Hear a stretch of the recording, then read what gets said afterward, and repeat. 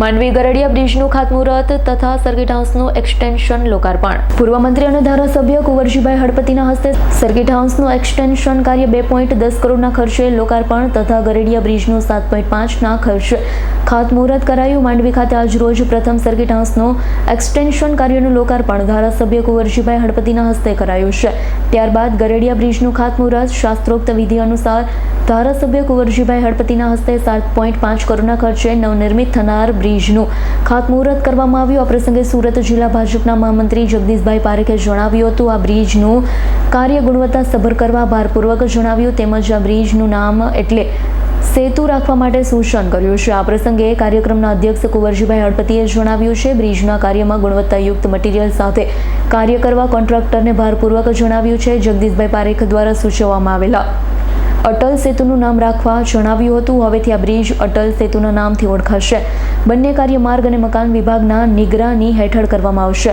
આ પ્રસંગે મયુરભાઈ ચૌધરી નાયબ કાર્યપાલક ઇજનેર તથા તેમનો સ્ટાફ ખડેપગે ઊભો રહ્યો. તેમજ માંડવી નગર ભાજપ પ્રમુખ પ્રિતેશભાઈ રાવળ, અનિલભાઈ ચૌધરી, લલ્લુભાઈ ચૌધરી, નિમેશભાઈ શાહ, દિલીપભાઈ ચૌધરી તથા મોટી સંખ્યામાં મહાનુભાવો તથા કાર્યકરો ઉપસ્થિત રહ્યા. આજે ગુજરાત સરકારના માધ્યમથી માંડવી તાલુકાની અંદર 2,10,00,000 રૂપિયાના માતબર રકમ ખર્ચીને સર્કિટ હાઉસનું લોકાર્પણ કરવામાં આવ્યું છે.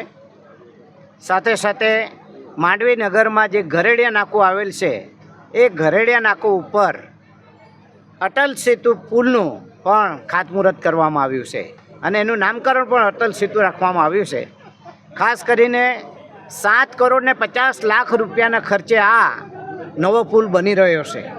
આ અટલ સેતુનો પુલ બનવાથી માંડવી નગરના લોકોને ખૂબ લાભ થશે. સાથે સાથે માંડવી તાલુકાના પશ્ચિમના જે ગામડાઓ છે એ તમામ ગામડાઓને માંડવી આવવા માટે ખૂબ અતિ મહત્ત્વનું કામ લાગશે. અને એટલા માટે ગુજરાતના મુદ્દ અને મક્કમ સ્વભાવના મુખ્યમંત્રી ભૂપેન્દ્રભાઈ પટેલ તેમજ નાયબ મુખ્યમંત્રી હર્ષ સંઘવીને હું હૃદયપૂર્વક આભાર વ્યક્ત કરું છું. Thank you. જીતેન્દ્ર સોલંકીનો રિપોર્ટ, S9 ન્યૂઝ, માંડવી. અમારી તમામ માહિતીથી અપડેટ રહેવા માટે જોડાયેલા રહો S9 ન્યૂઝ સાથે.